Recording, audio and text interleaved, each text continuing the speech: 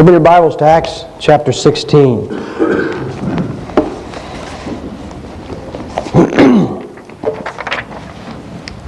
Acts 16. I want to talk to you about something anybody should want to hear, even from me. That is how to be happy. Everybody wants to know how to be happy. You can buy books on it, you can buy tapes on it, and you can come to church and hear somebody preach on it. Now, I'll talk to you this morning about how to be happy, and you follow through with it. Maybe you'll find out you're happy. I'm sure it's not the method that everybody tells you to use. I know people think that if I get some money, I'll be happy, and if I get that girl to marry me, I'll be happy, and if I get that guy to marry me, I'll be happy, and if I get this, I'll be happy, and if I get that car, I'll be happy, and if I had good health, I'd be happy, and they get all those things, and they find out they're not happy. There's a lot of Christians running around that are not happy. They got no peace, you know. There's problems inside. And if you want to be happy, if you want to feel like you've done your job, you bear with me today, and you may find out this is the way to do it. In Acts chapter 16, I'll pick it up at verse 16, it says this, "And it came to pass, as we went to prayer, a certain damsel possessed with a spirit of divination met us, which brought her masters much gain by soothsaying. The same followed Paul and us, and cried, saying, These men are the servants of the Most High God, which show unto us the way of salvation. And this did she many days. But Paul, being grieved, and turned and said to the Spirit, I command thee in the name of Jesus Christ to come out of her. And he came out in the same hour. And when her master saw that the hope of their gains was gone, they caught Paul and Silas and drew them into the marketplace under the rulers, and brought them to the magistrates, saying, These men, being Jews, do exceedingly trouble our city, and teach customs which are not lawful for us to receive, neither to observe, being Romans. And the multitude rose up together against them, and the magistrates rent off their clothes." Doesn't sound like a way to be happy, does it? Have somebody tear your clothes off? When you stop and think about how to be happy, do you ever stop and think about somebody wanting to tear your clothes off? Rent their clothes, and commanded to beat them. And when they had laid many stripes upon them — that doesn't sound like anything you'd want to do to be happy, unless you're a masochist, you know. Say, hey, let's go see if somebody can rip my clothes off and beat me. I think it sounds like a lot of fun. You haven't done that for a while. "And when they had laid many stripes upon them, they cast them into prison, charging the jailer to keep them safely, who, having received such a charge, thrust them into the inner prison and made their feet fast in the stocks." This cannot be the place to be happy. If you stop and think about it, all you do is tell some woman to shut up. That's the glorified translation, you know. And all he did was tell some woman to shut up, cast a demon out of her, put the demon religion out of business for a while, and ended up getting their clothes tore off of them, getting their backs laid open with some whips, then thrown into the prison, put into the inner prison, and put their feet fast in stocks. Does not sound like the way to be happy. You know what? Listen. We worry about things, you know, you and I. We worry about things. And this is the kind of thing we worry about, right? If you're honest, that's what you worry about. Yet look at the next verse. "And at midnight," verse 25, "Paul and Silas prayed and sang praises unto God. And the prisoners heard them." Father, we thank you for Jesus Christ. Thank you, God, for your book. I ask you now, God, to be with us, Father. Speak to our hearts today. Help us, Lord, to see what we have to do to be happy. For it's in Jesus Christ's name we pray. Amen. Yeah, it is a strange thing that the one place where you see Paul and Silas really happy is right after they got arrested, got their clothes tore off of them, got their backs laid raw, got thrown into the inner prison, and left there with all the criminals and everything, and had their feet made fast in the stocks. And those stocks, nobody worried about police brutality in those days, you know. Nobody worried about your rights or calling the lawyer, or getting to use the telephone one time, or anything like that. And it's an amazing thing that here's Paul and Silas. The Bible says they're singing. And that doesn't make sense. I want to talk to you this morning about how to be happy. And as I talk to you about how to be happy, you may not realize this is the way to do it, but it is. And I want you to think about some things to talk to you. First thing I want you to realize is, just like these guys, the Bible tells me that you're a soldier. Do you know you're a soldier this morning? And God does, in spite of ERA, and I'm not for ERA, I'm against it. But God does believe that women ought to be drafted into service. Now, I don't mean our service. I don't mean the United States service. I'm talking about the services that we have as far as the Lord is concerned. And God has got some things that He wants us to do. And He doesn't mind drafting women. He doesn't mind calling a woman to do some work. He doesn't mind expecting something out of her as far as the Lord is concerned. And if you look in your life, the Bible says that God hath called us, 2 Timothy, hath called us to be soldiers. And God has. And you are called to be a soldier. Every person here that has been saved has already been called to be a soldier. And that is a sad fact of life. You may not like that thought. You may not appreciate that thought. You may try to get out of that. But the fact is that you have been called to be a soldier, and God called you to do that. God did not call anybody here to be successful. God did not call anybody here to be rich and famous. He said, oh, there's got to be a way I can be rich and famous. Well, there might be a way you can be rich and famous. I just don't know if you can do it and be in the will of God. And you say, well, there's got to be something I can do. Listen, God called you to be a soldier. And in calling you to be a soldier, He expects you to do some things that soldiers do. And oftentimes, you know, we get in there into this world, and we think that we ought not to have any problems, you know. God shouldn't let us have any problems, and everything ought to be just fine for us. And you know, we worry about this and we worry about that. And the fact is this. I don't know, is this ringing? The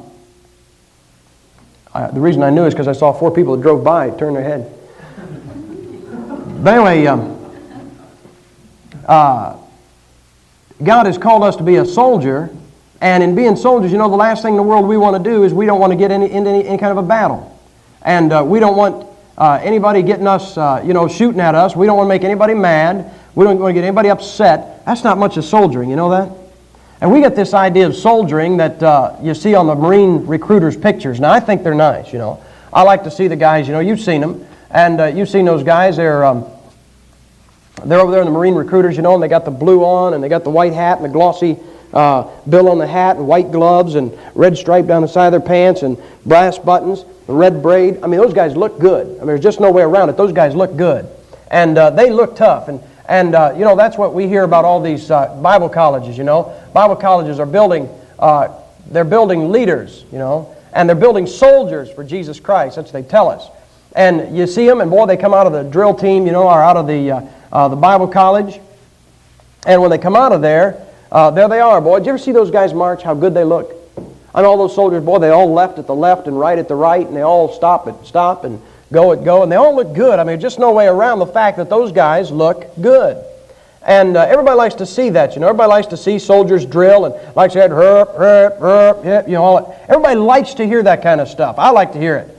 But the fact is this, you know what our problem in Christianity is? Our problem in Christianity is that we are so intent on making all these soldiers look pretty that we're forgetting that that's not what a soldier's job is. And a soldier's job is not to march down the field and be able to hold his weapon right and you know, be able to do this right and do that right. His job is to kill people. And you know what happens? We get all these people, and they come out of their Bible colleges. And when they come out of their Bible colleges, they all turn left when their drill sergeant tells them to turn left. And they all turn right when their drill sergeant tells them to turn right. And they all look alike, and they all talk alike, and they all act alike. And the first time somebody comes out of the boonies, you know, and he comes out of the boonies with, you know, khaki on and a knife in his hand and dirt all over him and mud on his face and blood on his hands because he just crawled 2 miles through mud just so he can kill somebody. And here's all these guys looking all pretty, and this guy didn't march quite as well as the rest of them do, and his uniform isn't pressed out, and there's wrinkles, and his pockets are unbuttoned. Everybody looks at that guy and says, man, this guy looks terrible. You listen, we're soldiers. Would you please go somewhere else? You know what they've forgotten? They've forgotten what a soldier's job is. You know what's a sad fact of the matter is? We worry about this and we worry about that, you know, and we're all worried that somebody's going to come and take us away, you know, and take our kids away, and they're going to hurt us, and they're going to ruin my job, and they're going to get me fired, and I'm going to have this happen, and I'm going to have that happen, and oh, Lord, please don't let this happen. Oh, please protect us and take care of us. And you know what we think? We think that because we're saved, there ought to be no problems in our lives, and there ought to be no grief, you know, with us, and there shouldn't be any kind of things that happen that break our hearts. Hey, listen, you're in a war, aren't you? Aren't you in a war? Aren't you in a war? All right, you're soldiers, aren't you? Well, who do people shoot at in a war? They shoot at the soldiers. The problem with Christianity is that we got this idea that when we got saved, the Lord's going to take care of us.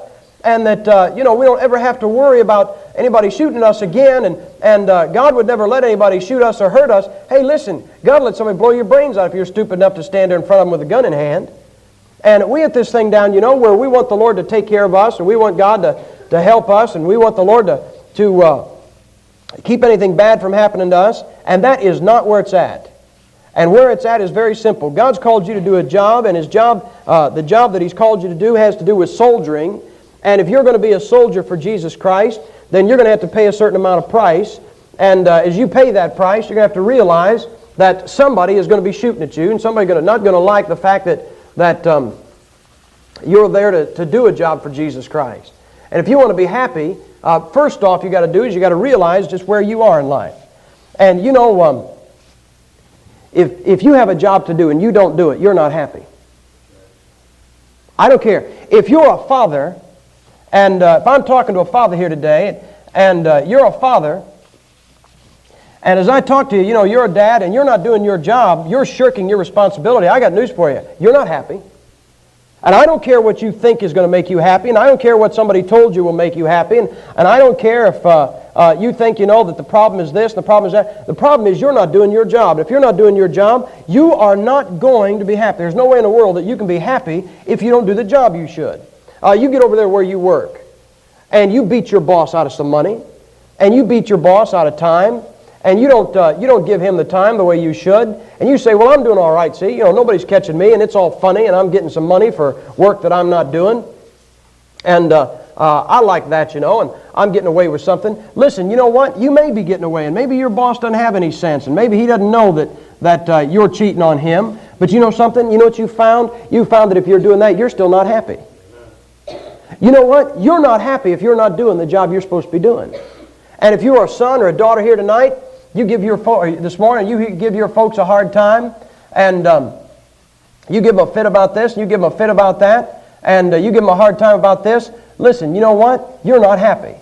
You say, yeah, I know I'm not happy. I'm not happy because they want me to be a religious fanatic just like that. That's not the problem at all. You know what the problem is? The problem is that you know that you're not doing what you should be doing, and as soon as you start doing what you should be doing, you're going to be all right. As soon as you start obeying your folks and listening to them and give them some respect that they got coming to them, you're going to start feeling some peace again. And you're not going to feel any peace this side of it. You're not going to feel any peace without getting your heart straightened out about it.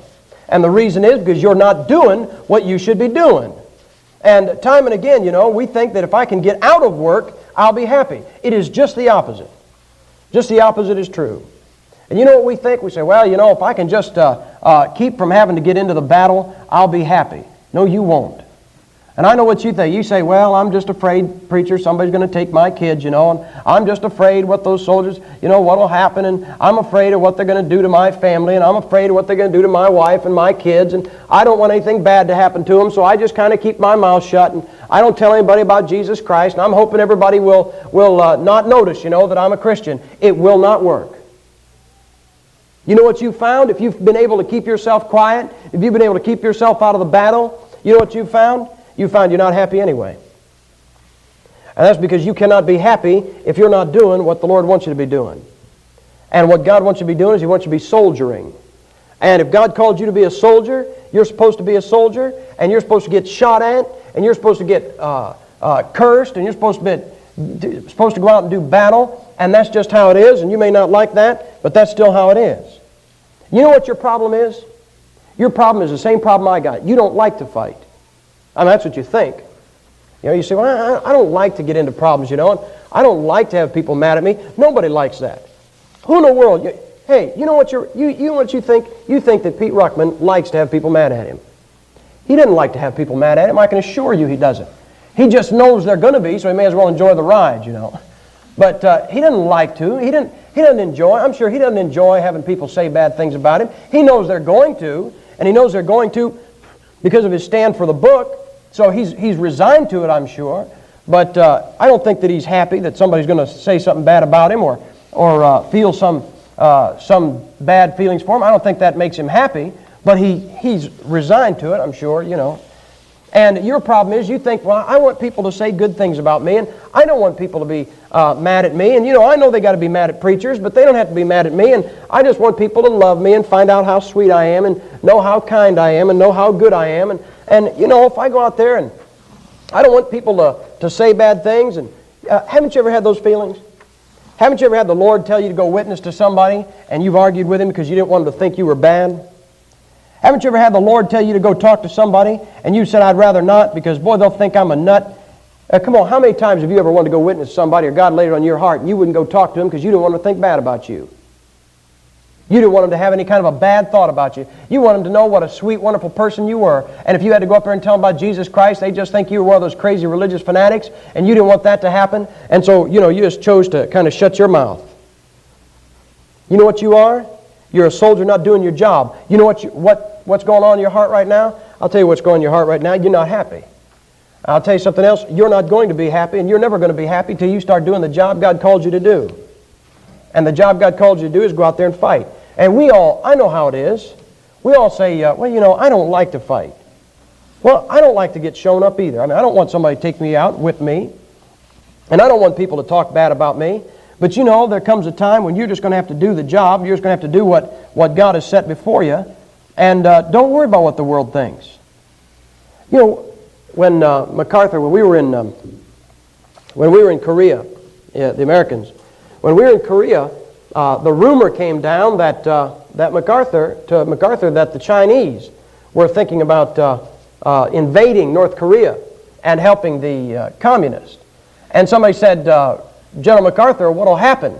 And he said, well, I'd advise the communist Chinese not to invade. He says, because we've whipped the North Koreans, we'll whip the Chinese too. And you know that he got a reprimand for that? The reason he got a reprimand is somebody said, well, you offended the Chinese by that statement. And you're not supposed to offend the enemy. And over in Vietnam, you know what part of our problem was? Part of our problem was we didn't want to offend the enemy. We don't want to bomb their dikes and pretty little dikes, and we don't make anybody mad. Hey, listen, do you ever stop and think about this? If you take a gun in a military situation, there's a guy coming out across this field and he's the enemy, and you put a bullet between his brain, do you ever stop and think you've probably ruined his whole day?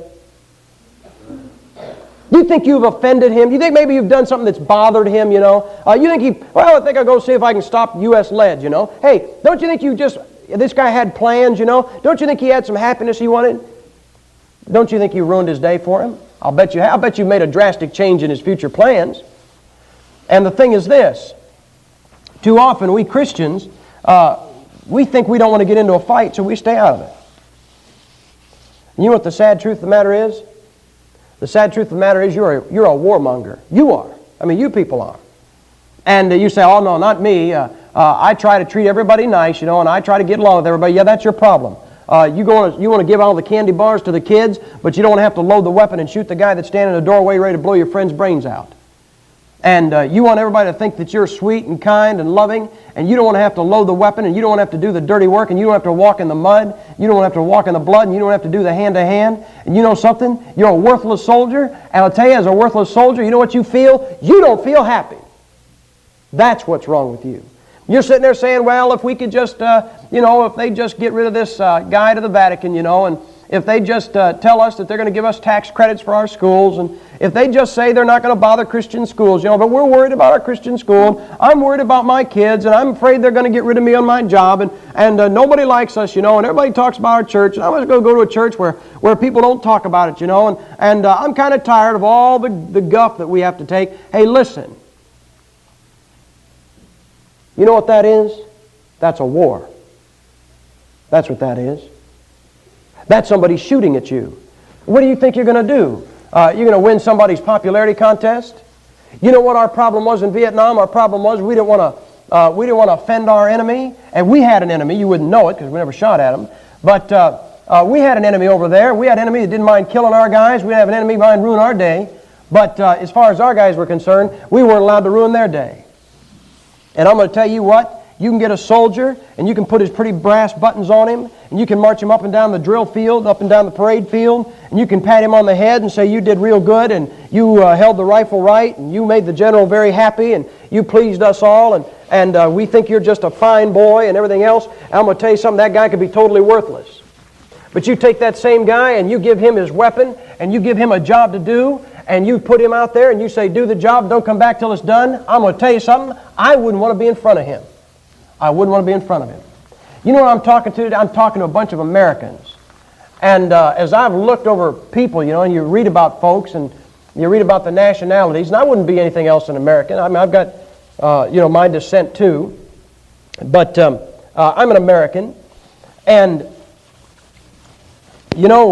there's a thing I've seen about Americans. There's a truth. Their personality. And you know what our problem is? Our problem is we always think somebody ought to do something about it. Somebody ought to take care of that, Somebody ought to go fight that battle. Somebody ought to straighten this out, Somebody ought to keep them from doing that. That's how we are. We are like that. You know how an American is? American is that we will let somebody push us. And when World War I started coming our way, when World War II started coming our way, the typical American reaction is exactly what we did. Absolutely nothing. And we didn't want to do anything because we didn't want to get into a war. We didn't want to have any problems. And they pushed us here and they pushed us there. This is how an American is. American will let them be pushed and pushed and pushed. And then, because we let people push us, they start thinking we're scared of them. And they start thinking that we'd never fight if they really hit us. And so then they do something stupid like Pearl Harbor. And all of a sudden, they see this guy come out of the closet, see? All of a sudden, they wake up the sleeping giant. The American gets on there, and he goes up there, and he turns everybody into a glowing green mass down there in Hiroshima. You know what that is? That's an American. An American's idea is, I want to be left alone. I want to have peace, and I want to live with you as best I can. And if you're going to bother me, I'm going to move over there. And if you're going to take my spot, I'll move over there. If you're going to take my spot, I'll move over there. And all of a sudden, but I'll tell you what, if you're going to try to hurt me, I'm going to bust every bone in your body. And that's how an American does it. And when we get into that war, in Second World War, there were some people who thought that they were going to handle us pretty well. And all they ended up doing is they ended up getting their homeland blown up. And they ended up getting their boys killed and their planes shot out of the sky. And you know why that happened? That happened because they messed with somebody that went out and did the job.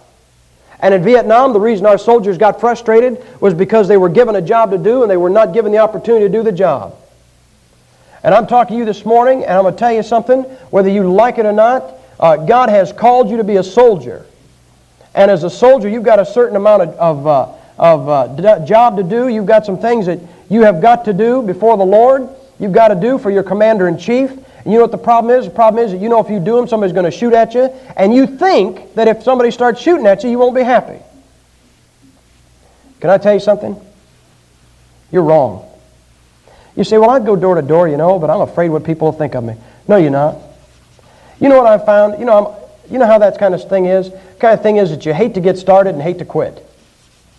When it comes door to door, going down preaching the street, I don't feel like doing it. I'd much rather do something else. But once I get there, I'd much rather stay there the rest of my life, And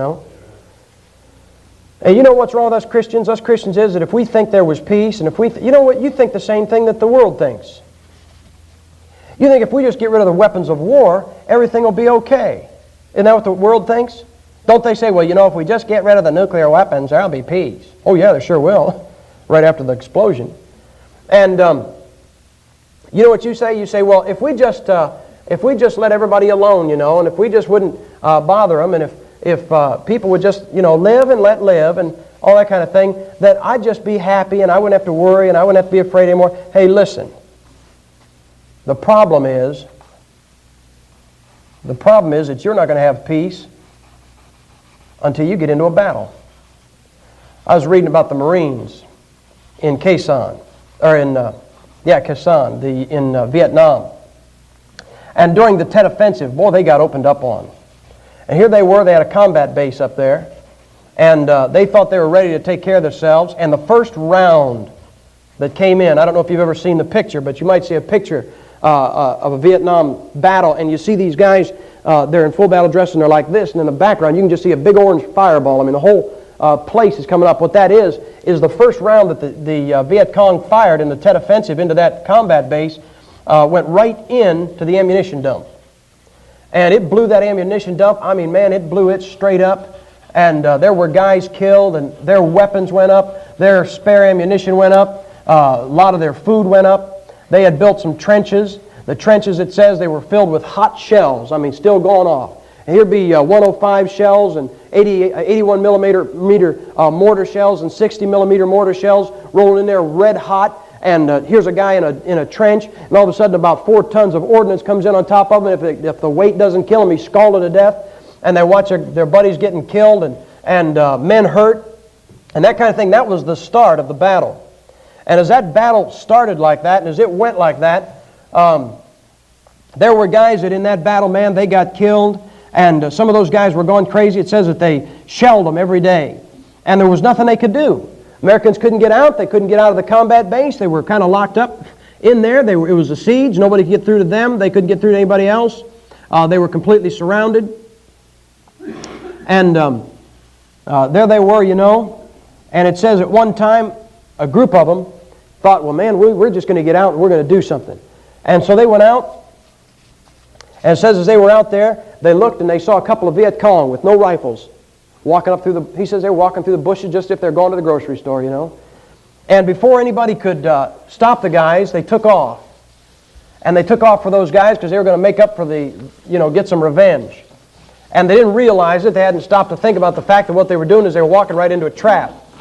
And they ran square into a trap, and these Viet Cong opened up for them, and I mean, up on them. I mean, they cut them to ribbons, and they killed those Marines, and they left 27 bodies laying there, and the fight was so bad. The Marine will not leave a body on a field.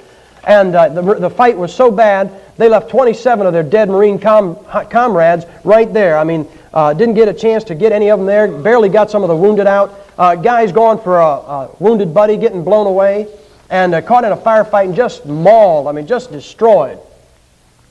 And the days went by, and I think they were sieged for, I think, 54 days. They took that kind of hammering and that kind of a blast from the Viet Cong. And it said after that, you know, they got some airstrikes in. The weather broke, and they got some airstrikes in. And they started dropping some ordnance back onto the Viet Cong. And these guys decided to mount themselves another strike, and they were going to wipe out these Viet Cong this time. And they went out, and it said that in the middle of that artillery, they had artillery, you know, and they had a walking artillery barrage. What that would be is the Americans would start dropping artillery here, and they would drop it just forward of the American position, and then they'd start walking it out. You know, what they'd be doing back there at the artillery battery is they'd be raising the barrels on the rifles and on the artillery so that next rounds would come out about 10 yards farther out, and 10 yards farther out, and 10 yards farther out, and 10 yards farther out. And they said they started walking that thing, and as they walked that thing through, they walked it right through a company of North Viet Cong and North Vietnamese regulars. And it said that the North Vietnamese regulars started to scatter. They just broke and ran. And it said those Marines, when they saw those guys run and they thought about what they'd been through for 54 days and what they'd seen happen to their own buddies, it says they ran right, he says, they just disobeyed orders, ran square through their own artillery. I mean, right through the artillery. And it said some of those guys were grabbing a hold of those Viet Cong and killing them with their bare hands. So some of those guys were down on their knees pleading, the Americans just killing them. It said one guy grabbed a hold of a fellow and knocked his head off just with one punch. I mean, just cleaned him right off. Another guy, Viet Cong, got him from the back, just about to put a knife to his throat, and one of his buddies stuffed the muzzle of an M16 in his belly and opened it up and just split the guy in half.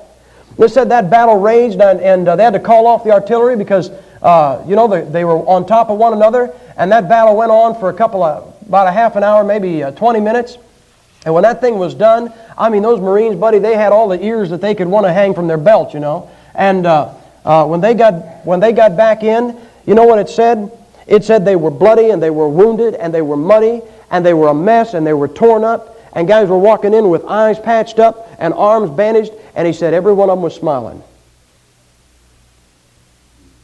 You know why they're smiling? Because they were doing what they were meant to do.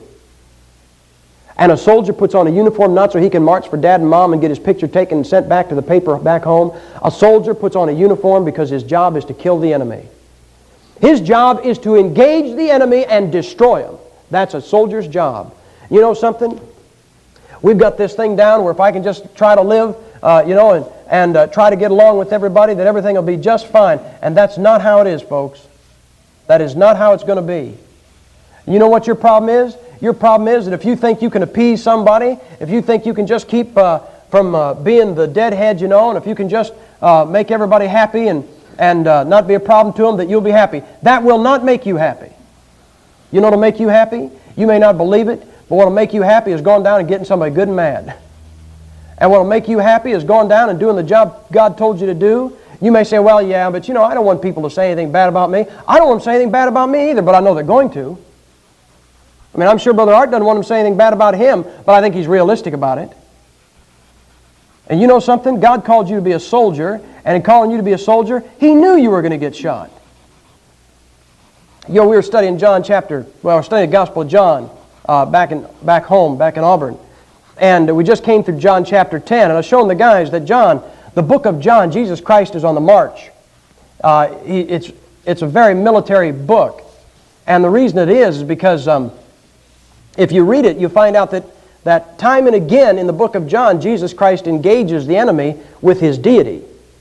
And He does not pull any punches. He doesn't say, Pharisees, boom, boom, boom, boom, boom, boom. Everybody says, well, it doesn't look like He's getting any of them saved. And none of Nicodemus have gotten straightened out back in chapter 3. I don't see any of the rest of them getting converted. Maybe it's not doing any good. Oh, hold on. You know what you find at the end of each one of those chapters, like the John chapter 10? You find it says, and many believed. You know something? Every time Him and the Pharisees met, boom, boom, boom, boom, boom, boom. When the smoke cleared, you know what the Pharisees didn't know? They backed up about 50 yards, and about 50 yards of territory had been liberated, and somebody ended up following Jesus Christ. Somebody ended up getting saved. You know what you think? You look at somebody and you say, I got an antagonist at work, and I got somebody that gives me a hard time, and I'm trying to win them. You got no business trying to win them. You know what you need to do? You need to beat their brains in. I don't mean go out there and hit them with a wrench or anything like that. What I mean is that the next time they want to start something with you, you just go right at them and you hit them head to head and you go up one side of them and down. Say, oh, they'll never get saved. No, but about 5 guys that watch you will. Listen, the Pharisees was the devil's army. Jesus Christ was God's army. You know who was who they were fighting over? You and me. And it was the people that were watching the battle that were getting saved. And I don't know if any of those Pharisees ever got saved. They'd already chosen what army they wanted to be in. Haven't you chosen what army you want to be in? You want to be happy? You got to do like this guy here. Go door to door.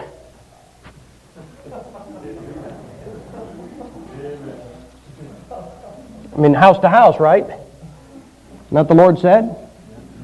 There's a guy just doing his house-to-house work. He's just going door to door. Checking out, see how everybody is, you know. Look, how do you get rid of a soldier, an enemy soldier? You kill him, right? You got to kill him. That eliminates him. You know, we've got a mixed up philosophy in this country. We've got people that think that the capital punishment or the death sentence is not conducive to deterring crime. So it's not a deterrent to crime. Well, it stops that guy from doing it again, doesn't it? You ever heard anybody got gassed or electrocuted or fried or anything else? Hung? Did you ever hear one of those guys come back killing somebody again? Well, it must have worked for them. So they said, well, I don't think it's a deterrent to crime. Well, that's the guy they killed. You know these guys, rape somebody and kill them? Hey, listen, they ain't the dirty book in town to get them excited. They're dead. And you know how you eliminate those people? You eliminate them by killing them. All right? You know how you eliminate an enemy? You eliminate the enemy by killing. All right, we can't do that.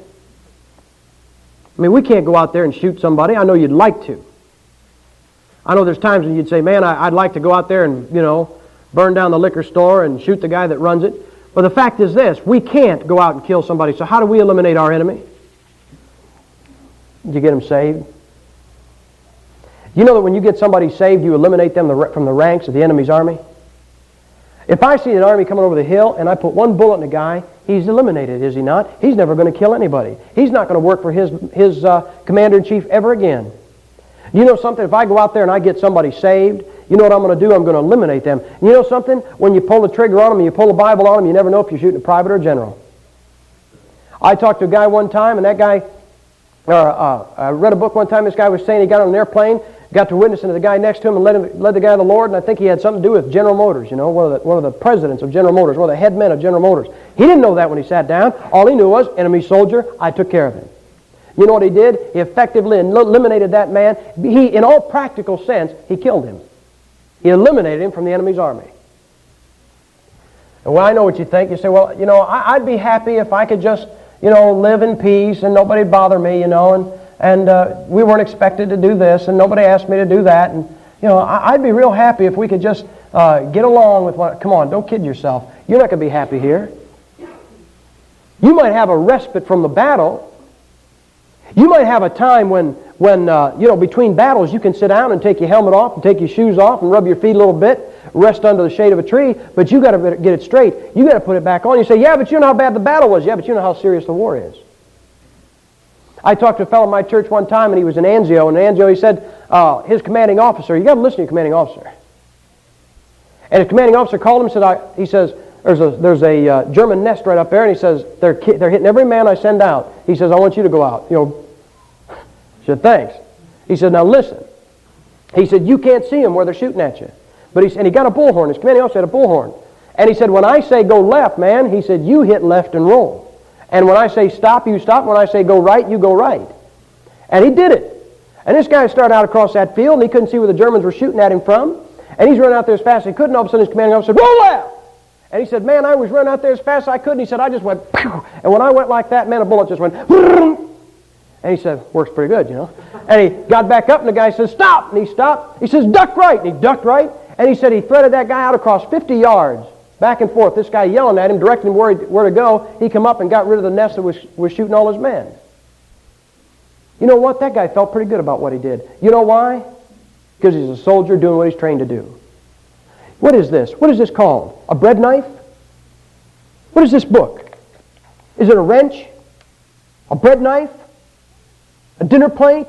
What is it? It's a sword, is it not? Not a letter opener. It's a sword. What is a sword used for? A sword is the weapon that a soldier uses to kill the enemy soldier. Well, I'm saying, I'm a soldier for Jesus. Then get out there and get into the battle. Well, I'm afraid of getting in battle. You know what? I'm going to make a prediction. If you're here and you're not real happy, if you'll get busy, if you'll really get busy for Jesus Christ, you know what you'll find? I bet you'll find you're happy. And if you get involved with what you should be doing, reading, witnessing, street work, door to door, if you'll get involved with that kind of stuff, you know what you'll find out? You'll find out you'll be happy. I know what you say. Well, Sam, I'm not good at talking to people. You think he's good at shooting people? There's what does all the work. The weapon. All he's got to do is kick the door in and point it and shoot. And you know what we say? Well, I'm reading all the books, I'm reading on how to soul win, and when I get that done, then I'm going to be ready. You're never going to be ready. I was talking to you last night about Bible colleges. How long is basic training? Somebody know? In the military, how long is basic training? 6 weeks. Maybe they know something we don't know. We took kids, we took grease monkeys and bums and everything else and trained them for 6 weeks and sent them out and whipped one of the toughest armies in the world. The two toughest armies in the world at that time, Japan and Germany, with 6 weeks training. Everything else was on-the-job training. And you know what? You might be here and you might say, well, I just don't think I'm qualified. Why don't you just get out there and do the job? You know what I've found as you read military histories and things, you know what you find out? You find out that the heroes were never anybody strong, they're never anybody big, they're never anybody tough, they're never the guy that talks big. You know what they are? They're just somebody that got tired of what was going on and got out there and did their job and eliminated the enemy. I read one time about a fella, and the Marines were trying to take one of the islands in the Pacific, and as they were trying to take that island, every time they'd try to get up the hill, the Japanese would just sweep the hill. They'd just sweep the hill with machine gun fire. Marines were trying to go up that hill, and these guys were getting cut down, and this one young guy, 18-year-old, just a kid, scared to death. Do you know what? Courage is not the lack of fear. Courage is doing what you know you should do in spite of your fear. And that kid finally got mad, and he couldn't stand anymore, and they said that the witnesses there said that kid stood up, 18 years old, right in the midst of the fire, and he started running up that hill. And as he ran up that hill, he emptied the clip in his M14, and as he ran up there, he pulled out a hand grenade and jumped into a machine gun nest, dropped it there, and took off and blew the thing up before they could turn and fire on him. And he said he ran up to another one, and before they could look up, he had a hand grenade in there, and he'd killed them. And he ran up, and about that time he started running low on hand grenades, and the rest of his Marine buddies saw what was going on. They formed a bucket brigade, passing hand grenades, hand to hand, and this guy at the end of it, and somebody'd say, here, he'd turn around, pick one, he'd run up a little ways, about 12 yards, throw it, blow somebody up, and he said inside of 15 minutes, they were standing on top of that hill with 51 dead Japanese soldiers there. You say, boy, it was some real training, wasn't it? No, it wasn't. It was doing what he knew he had to do. And he might not have liked what he was doing, And he might want to stay in bed that day, and he might have been very scared, but you know what he was doing? He was doing what he had to do. You know something, too often we just sit back and we figure somebody else is going to do the battle, and somebody else is going to fight for us, and somebody else is going to take care of it. You know what your problem is? Your problem is you need to get off your duff. You need to get down there where you should be. You need to serve Jesus Christ in a military situation and serve till he comes back. I read about a hill, some Marines were in a recon unit, platoon, and they were up on a hill in Vietnam. And this was in 1965, 66, right in there. And the Viet Cong, the North Viet Cong, they were kind of tired of these Marines. The Marines would call in. They had a real good area where these Marines were. And it said they were up there, and you can use your head, you know. And they were up there, and what the Viet Cong decided was they're going to wipe these guys out. I don't mean shoot them. They're going to literally destroy them, overwhelm them. What they were hoping to do was that would keep all the rest of the recon units from being too bold. And so they attacked with about 300 men. They hit with a company. Now, a platoon, that's about 30 men. And here was this about 30 men taking on 300 of them, you know. And they were taking fire, you know, and getting hit. There was not one man got out of there without being wounded. Every single man was wounded. And a lot of those Marines were killed, but they said in the violence of that battle, they said when they went in there, they found one Marine. They said he was laying next to a dead Viet Cong, and there was a Viet Cong on top of him, and this Marine still had his knife embedded in the guy's back. That's how they found their bodies. Another guy, they found 2 dead Viet Cong next to a Marine with nothing but with an entrenching tool in his hand. And they said there was one fellow, you know, they ran out of hand grenades. And they had to go from automatic fire to semi-automatic fire because they were run out of shells. And he says, here they were. He said they ran out of hand grenades, so what they do is they'd throw rocks at the Viet Cong. They didn't know, you know. And he said, here's the Viet Cong. They're spraying them with automatic fire. We'll return them one round at a time. He says, they're throwing hand grenades, we're throwing rocks. And he said, one guy had it down. He said he'd find out where the Viet Cong were, and he'd take a rock, and he'd throw it right out there. Well, now the Viet Cong hears it hit, and he thinks it's a hand grenade, so the first thing he does, he rolls out. And he said, while he's rolling out, what the Marine would do is he'd run to where he could see where that hand grenade, where that rock hit. And he said after about 6 seconds, that Viet Cong would wonder why it didn't go off, and he'd go, and when he'd go up there, that guy just go, one shot and drop him. And he said, boy, with a rock and a bullet, man, he was killing them like crazy, you know. And when they came in and relieved those guys, they had 12 rounds left. I don't mean each man. I mean 12 bullets in the whole place. That's all they had of all the men that were there. But you know what they had done? They'd done their job. They'd done their job. You going to be able to say that when you get on the other side? You're going to be able to say, well, Lord, I kept myself safe. I kept myself out of harm's way, Jesus. Nobody hurt me, and nobody ever said anything bad about me, and everybody loved me because they just thought I was the sweetest person, and I made sure I never got anybody upset, anybody ever mad. Are you going to be able to say, I did my job, sir? Well, what's it going to be like for you? You know when a soldier's happy? He's happy when he's done his job. You know when you're going to be happy? You're going to be happy when you do your job and not before. And you might think, you know, well, if I could just have this, I'd be happy. And if I could just have this, I'd be happy. And if I could just have this, I'd be happy. Listen, there's only going to be one thing ever make you happy. And the only thing that's ever going to make you happy is doing what Jesus Christ called you to do. And you might be here today, and you might say, well, you know, I'd rather just read the Dr. Ledbottom's tapes on how to be happy. Well, I know you would. I read a book one time about a fellow up there at Niagara Falls. The guy's name was Red Hill. Red Hill Senior, or Senior and Junior. And if you ever been up to Niagara Falls, you've seen a barge up above the falls. And that barge had broken loose upriver. And it started coming down the river, and there were 2 men on it. And it was in a raging storm. I mean, it was just really a raging storm that this thing was coming down in. And it got wedged right there where it's at, just above the river, just above the falls. It got wedged with those 2 guys on it. Nobody knew how long it was going to be there before it was swept over the falls. And there were not helicopters in those days. And so they shot a line out to it, and they fastened a bosun's chair, and they started to take the bosun's chair out there, and the bosun's chair, because of the weather, got tangled. And nobody was there. You know, I mean, there it was. It wouldn't go out. It wouldn't come back. It was tangled. It was knotted. Had no other bosun's chair, had no other line. And in the beating rain, Red Hill Sr. got out there and did hand over hand out to that bosun's chair, hanging out over the Niagara River. And he pulled himself there, had his legs draped over the cable. He pulled himself out to that. He relieved the knot, and then he crawled back in, and they saved those two men off that barge. And somebody asked him and said, well, boy, you are a real brave man. You weren't even afraid to do that, were you? He said, man, I was scared to death. He said, I was scared to death. Now, I'd say he had courage, wouldn't you? Amen. But you know something, as I said, courage is not the absence of fear. Somebody that doesn't fear is a fool. You show somebody that doesn't have enough sense to be afraid, they're crazy.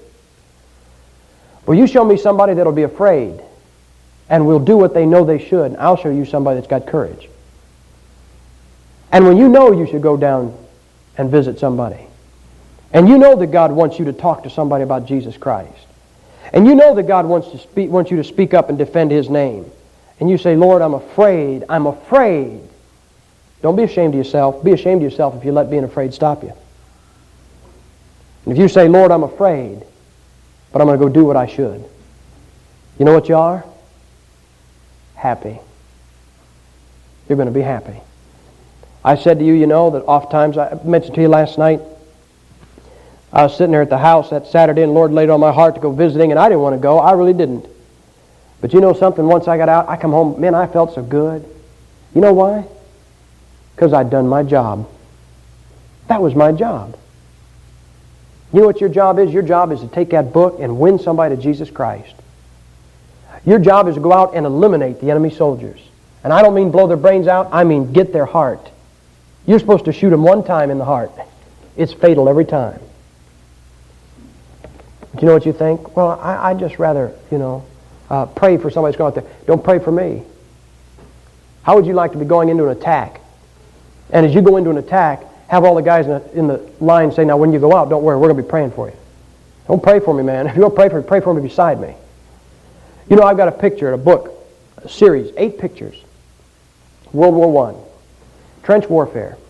And it shows all of these doughboys, on a bank. It shows them from the back. They're in an embankment down behind a trench. And it shows they're about to start a charge. And it shows their commanding officer stands up, and takes off. And then you see him, from here up, and then you see him disappear. And you see him go up. You see all the other soldiers stand up. And they're right in German fire, when they do this. And they all stand up, and you see them go charging over this embankment that they're at. And you see one guy who's kind of slow about getting up, so he don't want to go. And this guy, when everybody else is already top of the hill, he's just kind of, I guess I can't stay here all day. I guess somebody looking for me sometime. And all the guys get up. You'd think that, with all the shells that were flying, you're going to see guys dropping and dropping and dropping. There's only one guy in that whole picture of as they go, there's only one guy that got shot. The last guy up. Now, I would think the first guy. Wouldn't you think the first guy? Here you're looking at a landscape, and all of a sudden one head appears. Man, you'd think you'd get that guy. Or a bunch of heads appear, you think, well, I can get one of them. You would never think that the last guy over the hill. But it shows that guy after everybody is running off as he's just finally standing up. And as he just stands up, you see him take a hit, and you see him fall backwards, and you see his body laying. The last picture shows his body. As you see the last helmet of his comrades running off for battle, you see his body laying there lifeless. Never even got out of the trench. You know why? Because he moved too slow. He was so afraid to get into battle that when he did, he was the first one hit. You know what you think? You think, well, I'll let Brother Art run the interference, and Ron can take care of this, and Harold and Bud, they can do this, and somebody else can take care of that. Jim, take care of this, and if there's anything else left, I'll take it. Maybe you need to get in the front line. I learned something when I was lost. Now I'm done a minute. When I was lost, there was going to be a fight downtown, Massillon, 1968. And it was going to be a racially motivated fight.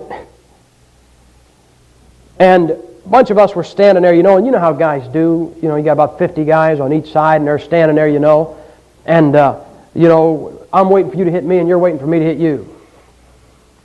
And I'm standing there, I'm watching this thing, and I'm about from here to the wall away from the front, And I come to a real sad conclusion as I stood there. See, I was afraid. I mean, who likes to get punched, you know? And I'm standing there, I said, you know something? I said to myself, if the fight breaks out right now, it's going to take a few seconds for it to get from there to here. And I know what's going to happen. By the time it gets here, I'm going to be around the corner and about 2 blocks away, showing on the bottom of my shoes. And I said, I don't want to be a coward. I don't want to run. But I know I will. But you know what else I know about myself? I know that if you hit me, I tend to hit back and not think. I mean, you hit me, and buddy, I get real upset.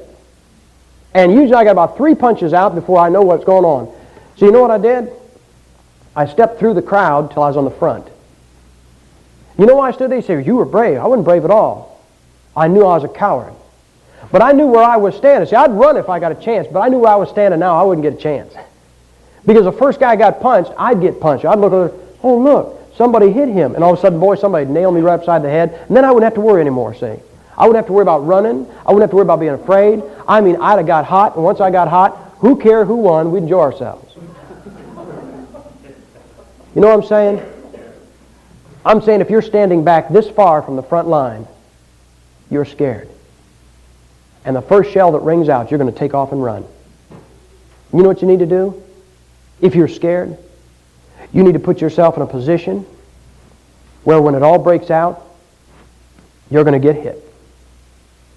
I signed a petition one time. I can't remember what it was about. It was about communism or something, you know. And I showed it to some guy, and I said, you agree with that? He says, yeah, I agree with it. I said, well, sign it. He says, no. I said, why not? He goes, because when the communists take over, they're going to have a copy of that petition, and your house is going to be one of the first ones they come to.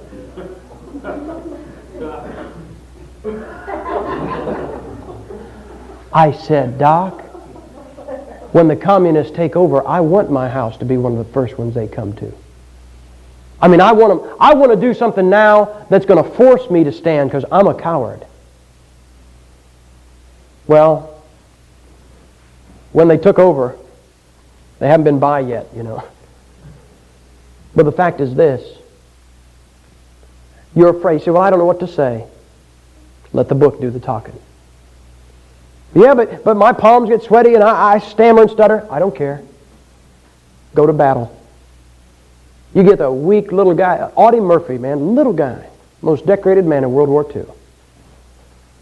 You know what you'll find? You'll find, as you read about military, you'll find just some scrawny, little, skinny guy that a good wind would blow halfway to China. But when the chips are down and he knows what he's got to do, he does it. You know, there's a book called Living Proof. It's about Cleve McClary, the Marine, you know, that you see down at Roll Loss with the lost an arm, lost a leg, patch in his eye. And when they got hit, they were dropped into an LZ, a landing zone, and almost immediately they got fire. They were not able to get out. Cleve McClary was in a foxhole when a Viet Cong came running up with a satchel charge, dove in. Both of them were blown out, blew his legs off, or blew one of them off. And he was laying there. Another Viet Cong came running up to him, looked at him, and took his gun and opened up on him, point blank. That's what took his arm off. He was shot in the head, lost his eye, blew the left side of his face off. And it tells about 2 fellas that were there. 2 of the guys in his platoon, his recon platoon. And it said those 2 guys at the top of that hill, the Viet Cong were literally trying to overwhelm them. They were overwhelming them with numbers. But it said these guys, one guy with a pump shotgun, the other guy with an M16. And they said, here's McClary. McClary saying, get out of here. Get out of here. You know, get out of here. I'm going to die.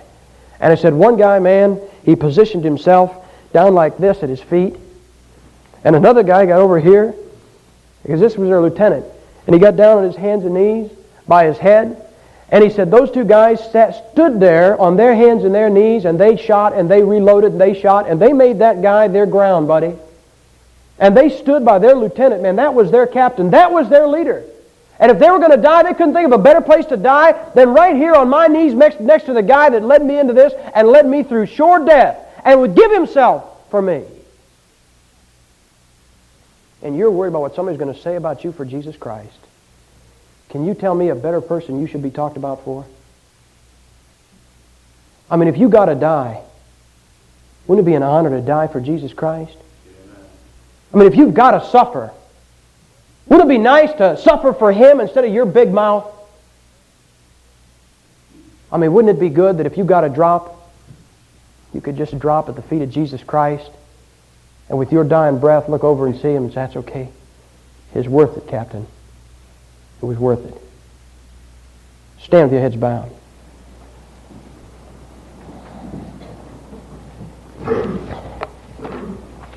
You want to be happy? Get into the battle. So I'm not called to preach. Well, not everybody's called to be a general either. Not everybody's called to be a lieutenant or a major or a colonel. I know a guy who's in the Marines. You know what he did for 4 years? Laundry. Somebody had to do it. You know what you need to do? You need to get into the battle. Jesus Christ hung on a cross. I would that as we left this place, this hill out in back of the church here, I wish that you could see Jesus Christ hanging on a cross right there. And I wish you'd think about what He did for you. And you don't want to take any guff for Him. You don't take any problems. You don't want anybody say anything bad about you for Him. Can you tell me somebody that you should have your loyalty to that's better than Him? I can't think of anybody better. Maybe you're here today and you've gotten tired of the fight. Well, that's understandable. You say, Sam, I got battle fatigued. I got shell-shocked. I need some R&R, some rest and recuperation. Okay, I'll tell you, I know that. Man, I've felt battle fatigue. I'm sure, Brother Art, man, I'm sure there's a lot of times you don't know. And I haven't talked to him about anything. But I'll bet there are times when his heart's heavy. I'll bet there's times when he's got battle fatigue. I'll bet there's times when his wife has battle fatigue. I'll bet there's times when their arms get heavy and their legs get weak and they get tired. Maybe you just need to get alone. Maybe you need to rest. Okay, so you've rested. But you know what it's time to do? It's time to put your boots back on. It's time to reload your weapon. You say, well, where do I go? You know what a man once said? If you don't know where to go in battle, you march to the sound of the guns. Nobody says you have to run. But if you walk in that direction, you're going to find the action. Maybe you've backed out of battle, maybe you took a hit. Maybe it's one you thought you'd never recover from. But it's time to put the boots back on. Time to reload the weapon. Time to put that old steel pot in your head and go out and be a target for Jesus Christ. And who knows, but when we get on the other side, God might read a Hebrews 11 about you. It's time to do it. Father, you are our commander-in-chief. We're supposed to be soldiers in your army, and we can't all do KP. We don't like to be bookkeepers for Jesus, God, and store clerks. We'd like to drive buses and park cars and be Secret Servicemen for you. But God, somebody's got to fill the ranks. Somebody's got to put on the uniform and grunt and crawl through the mud. Somebody's got to engage the enemy in hand-to-hand. And I'm sure I'm talking to somebody, God, who's been hand-to-hand and they've gotten tired of it. Now, Lord, they need to put the boots back on, need to reload their weapon and march to the sound of the guns. They need to let Brother Art know that when he stands up and goes over the parapets, Father, they're going to be right with him. They're not going to wait till they see him drop. But they're going to march with him. And Father, if he hits, one of them's going to station themselves at his head and one at his feet and engage the enemy till he be taken out and recovered. God, I ask you to be with Art and Shirley. Watch over them both. Strengthen them, Father. Lord, only you know their hearts. Only you know what goes through their lives. Only you know, God, the subjection that they get, special treatment from the devil.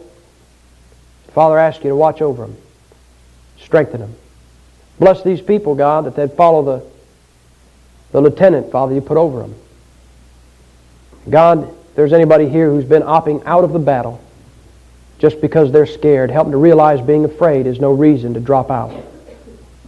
and help them to get back into the battle and into the fray and take what they got and give what they can. In Jesus Christ's name we pray. Amen.